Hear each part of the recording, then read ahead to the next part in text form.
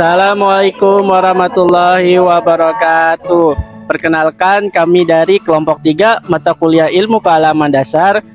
Kami di sini akan menjelaskan mengenai metode ilmiah dan metode non-ilmiah. Sebelumnya, perkenalkan, nama saya Kayla Firnanda Aji dengan NPM 202314500177.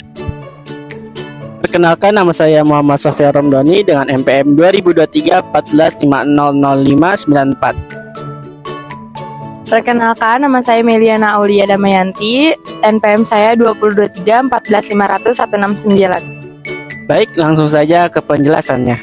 Let's go. Perbedaan metode ilmiah dan metode non-ilmiah. Apa sih itu metode ilmiah?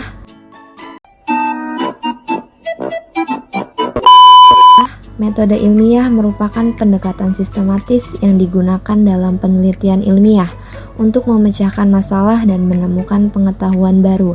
Biasanya, metode ini melibatkan langkah-langkah seperti pengamatan, pengujian hipotesis melalui eksperimen, atau bahkan pengamatan lebih lanjut, dan analisis data untuk mencapai kesimpulan yang dapat diandalkan. Lalu, apa sih itu metode non-ilmiah? Kebalikan dari metode ilmiah, yaitu segala pendekatan atau proses yang tidak mengikuti prinsip-prinsip dan langkah-langkah yang umumnya digunakan oleh metode ilmiah. Metode ini seringkali bergantung pada intuisi, pendapat pribadi, otoritas, subjektif, dan bahkan spekulatif. Lalu, apa saja sih yang membedakan antara kedua metode ini? Yang pertama, metode ilmiah memiliki rumusan masalah yang lebih spesifik dan juga jelas, dan dalam permasalahan yang diangkat didasarkan pada fakta dan juga data, jadi tidak berdasarkan subjektivitas. Sedangkan metode non-ilmiah, rumusan masalah yang diangkat bersifat abstrak dan juga berambigu. Yang kedua, di dalam metode ilmiah, masalah yang diangkat dapat diukur dan diamati secara empiris. Sedangkan di dalam metode non-ilmiah, permasalahan yang diangkat diukur secara dogmatis atau supranatural atau bahkan tidak empiris. Yang ketiga, di dalam metode ilmiah, pengumpulan data dan analisis data dilakukan secara benar. Sedangkan metode non-ilmiah, data dan juga jawaban yang diperoleh tidak berdasarkan hasil data di lapangan. Dan yang terakhir, metode ilmiah ketika dalam mengambil keputusan harus secara logis, bukan fiktif. Sedangkan metode non-ilmiah, problem solving atau keputusan yang diperoleh berdasarkan analisis data secara logis. Selanjutnya, kita akan memberikan contoh dari metode ilmiah dan juga metode non-ilmiah. Yang pertama, contoh metode ilmiah. Seorang peneliti ingin mengetahui apakah obat baru itu efektif dalam mengobati pasien kanker, maka yang dilakukan seorang peneliti yaitu membuat hipotesis dengan melakukan eksperimen apakah obat baru tersebut efektif dalam mengobati kanker. Lalu, peneliti kemudian akan melakukan penelitian dengan memberikan obat tersebut kepada sekelompok pasien kanker dan mengamati kembali apakah obat tersebut memang benar-benar membantu mereka sembuh dalam mengatasi penyakit kanker.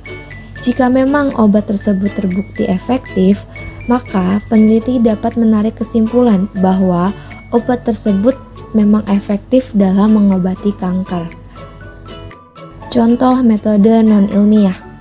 Teman-teman di sini pasti pernah berpikiran kan, sebenarnya bumi itu bentuknya bulat atau datar sih? 2000 tahun lalu, manusia sudah tahu kalau bumi itu bulat. Dari mulai zaman ngitung sudut matahari, penemuan hukum gravitasi, sampai bukti fotografi udah nunjukin bahwa bumi itu bentuknya mirip-mirip makanan favorit kita. Tapi dari zaman dulu, bahkan sampai sekarang, ada aja yang bilang bumi itu nggak bulat, tapi datar. Oke, nggak apa-apa. Meskipun kita tahu bumi itu bulat, kita bisa coba membayangkan seandainya bumi benar-benar datar. Apa yang akan terjadi? Sebelum sampai ke jawabannya, kita mesti paham sebenarnya gimana sih bentuk bumi datar itu. Oke, jadi katanya bumi ini bentuknya kayak piring yang melaju ke atas dalam kecepatan tetap, di mana matahari serta bulan berputar di atas bumi.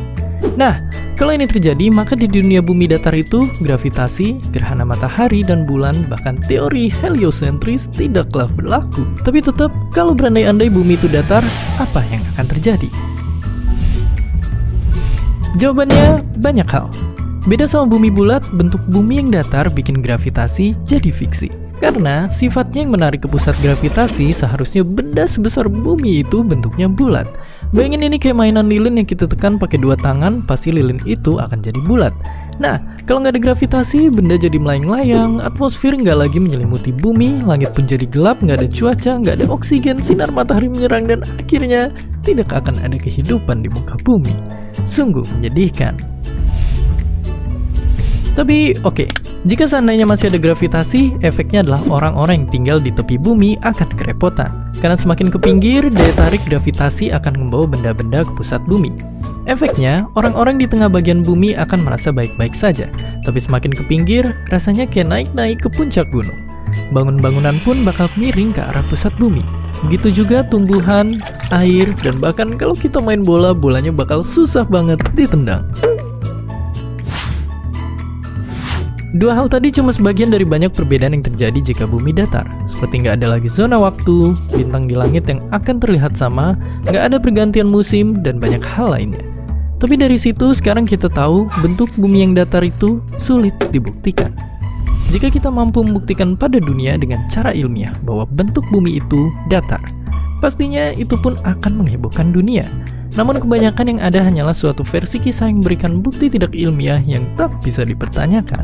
Itulah yang berlawanan dengan esensi ilmu pengetahuan. Kita hanya mempercayainya saja, tidak coba membuktikannya.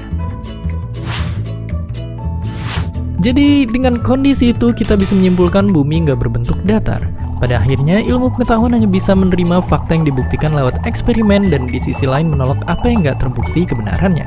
Sama seperti unicorn, yeti, dan monster Loch Ness, bumi yang berbentuk datar itu masih berupa asumsi yang sejauh ini belum bisa dibuktikan. Nah, dari video yang sudah kita tonton, seseorang percaya bahwa bumi itu datar. Keyakinan ini didasarkan pada pendapat pribadi dan tidak didasarkan pada bukti ilmiah. Keyakinan ini tidak dapat diuji ulang dan tidak dapat diverifikasi oleh orang lain. Itulah yang dimaksud dengan metode non-ilmiah. Karena pada kenyataannya bumi itu berbentuk bulat dan bukan datar. Dan banyak orang yang berspekulasi bahwa bumi itu berbentuk datar tetapi tidak bisa dibuktikan kebenarannya. Itulah yang dimaksud dengan metode non-ilmiah. Memahami metode ilmiah. Menurut Kamus Besar Bahasa Indonesia, KBBI, metode ilmiah diartikan sebagai pendekatan atau cara yang digunakan dalam penelitian untuk mewujudkan ilmu pengetahuan secara efektif, sistematis, dan prosedural, sehingga dapat dipertanggungjawabkan kebenarannya. Metode ini melibatkan langkah-langkah yang terstruktur, diantaranya yang pertama, identifikasi dan perumusan masalah. Para ilmuwan harus mengamati dan menentukan suatu fenomena atau masalah yang ingin mereka pelajari. Yang kedua, pengumpulan data. Setiap masalah dirumuskan, para ilmuwan harus mengumpulkan data yang relevan dengan masalah tersebut. Data ini dapat dikumpulkan melalui observasi, eksperimen, survei, atau metode lain yang sesuai. Yang ketiga, analisis data. Data yang terkumpul kemudian dianalisis untuk menemukan pola dan hubungan antara variabel. Yang keempat, membuat hipotesis. Berdasarkan hasil analisis data, para ilmuwan membuat hipotesis, yaitu dugaan atau jawaban sementara atas masalah yang diteliti. Yang kelima, menguji hipotesis. Hipotesis ini kemudian akan diuji kebenarannya melalui eksperimen atau metode penelitian lainnya. Yang keenam, menarik kesimpulan. Berdasarkan hasil pengujian hipotesis, para ilmuwan akan menarik kesimpulan tentang masalah yang diteliti. Yang ketujuh, mengkomunikasikan hasil. Kesimpulan dan hasil penelitian kemudian dikomunikasikan kepada publik, biasanya melalui publikasi ilmiah, presentasi, atau media lainnya. Jenis-jenis penelitian metode ilmiah. Yang pertama, metode kualitatif. Metode kualitatif adalah salah satu jenis metode penelitian yang dimana dalam penerapannya menggunakan data-data yang berasal dari hasil riset yang kemudian dianalisis. Dalam hal ini, hasil riset bisa berasal dari wawancara, pengisian kuesioner, dan suatu polling.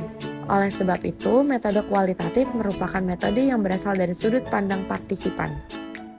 Yang kedua, metode kuantitatif. Metode kuantitatif adalah metode penelitian yang sumber datanya diambil melalui sampel yang bersifat matematis. Oleh karena itu, metode kuantitatif selalu identik dengan hitung-menghitung dan selalu berkaitan dengan angka. Yang ketiga, metode deskriptif. Metode deskriptif adalah metode penelitian yang berkaitan dengan menulis, terutama dalam membuat suatu deskripsi. Dengan kata lain, metode ini merupakan suatu metode yang bentuknya berupa bahasa dan kalimat deskriptif. Meskipun begitu, dalam menggunakan metode ini perlu juga dilakukan riset dan pengambilan sumber data yang valid. Yang keempat, metode eksperimental. Metode eksperimental adalah metode penelitian yang berasal dari suatu eksperimen. Meskipun begitu, dalam menggunakan metode ini perlu juga untuk melakukan observasi data terlebih dahulu. Biasanya metode ini digunakan untuk mencari sebab akibat dari suatu perilaku berdasarkan suatu data yang telah diobservasi. Yang terakhir, metode grounded. Metode grounded adalah metodologi penelitian yang sering dipergunakan untuk melakukan penelitian atau riset pada bidang sosiologi. Dengan metode ini, maka hasil penelitian sosiologi bisa lebih jelas sehingga isinya sangat kompleks tapi tetap mudah dipahami. Apa manfaat menggunakan metode ilmiah? Yang pertama, meningkatkan pemahaman tentang dunia di sekitar kita. Yang kedua, membantu memecahkan masalah yang dihadapi manusia. Yang ketiga, mengembangkan pengetahuan baru yang bermanfaat bagi kehidupan. Yang terakhir, meningkatkan kemampuan berpikir kritis dan analitis. Memahami metode ilmiah sebagai dasar IPA. Apa sih yang dimaksud dengan metode ilmiah sebagai dasar IPA? Metode ini merupakan dasar dari ilmu pengetahuan alam, yang di dalamnya terdapat serangkaian langkah sistematis yang digunakan para ilmuwan untuk mengetahui bagaimana cara berpikir, cara memandang, dan cara menganalisis dari suatu fenomena alam, dan menemukan pengetahuan baru serta memungkinkan para ilmuwan untuk membangun pemahaman yang tepat dan mengembangkan solusi untuk masalah-masalah yang dihadapi manusia. Lalu, tujuannya untuk apa? Metode ilmiah sebagai dasar IPA memiliki beberapa tujuan, yaitu 1. Memperoleh pengetahuan yang objektif dan terpercaya tentang dunia alam. Karena metode ilmiah ini membantu para ilmuwan untuk menyelidiki fenomena alam secara sistematis dan terukur, sehingga menghasilkan pengetahuan yang dapat diandalkan. Yang kedua, memecahkan masalah dan menemukan solusi. Metode ilmiah menyediakan kerangka kerja yang efektif untuk mengidentifikasi masalah, merumuskan hipotesis, mengumpulkan data, menganalisis hasil, dan menarik kesimpulan. Hal ini memungkinkan para ilmuwan untuk mengembangkan solusi yang efektif untuk berbagai macam masalah, mulai dari penyakit hingga perubahan iklim. Yang ketiga, meningkatkan pemahaman kita tentang dunia di sekitar kita. Melalui penerapan metode ilmiah, para ilmuwan terus memperluas pengetahuan kita tentang alam semesta, mulai dari partikel terkecil hingga galaksi terbesar. Pengetahuan ini membantu kita untuk memahami bagaimana dunia bekerja dan kita dapat berinteraksi dengannya dengan cara yang lebih berkelanjutan. Yang keempat, mendukung pengembangan teknologi baru.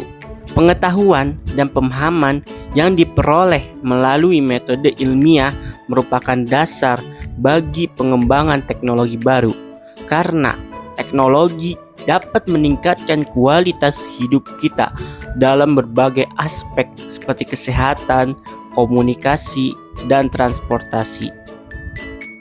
Contoh penerapan metode ilmiah dalam ilmu pengetahuan alam. Pengembangan vaksin cacar.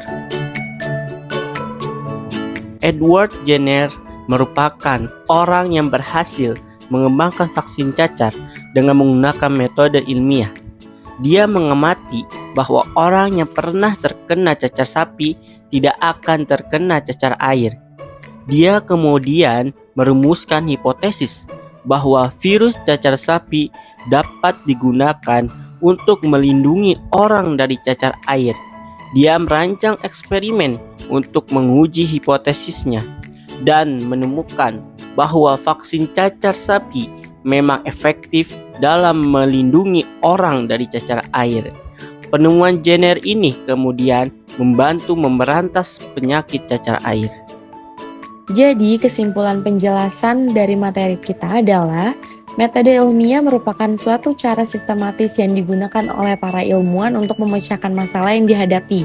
Metode ini menggunakan langkah-langkah yang sistematis, teratur, dan terkontrol. Metode ilmiah merupakan rangkaian struktur kerja yang tidak dapat dipisahkan. Sedangkan metode non-ilmiah merupakan suatu cara yang digunakan untuk memecahkan masalah.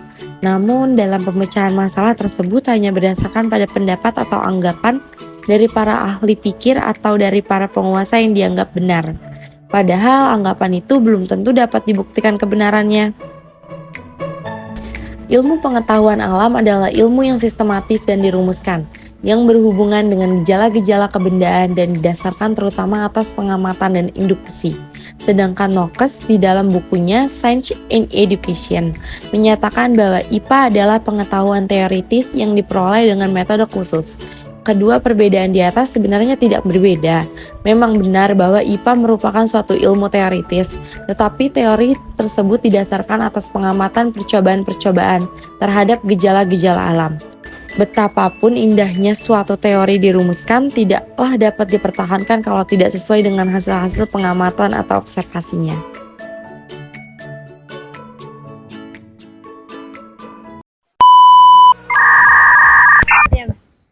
Cek. Hitung dong, 1, 2, 3 biar angkatnya gampang.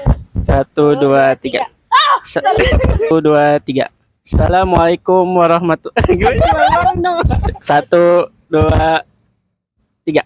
Assalamualaikum warahmatullahi wabarakatuh. Perkenalkan, kami dari kelompok 3 mata kuliah ilmu kealaman dasar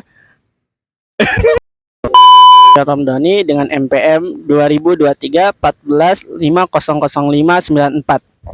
2023. Oh iya.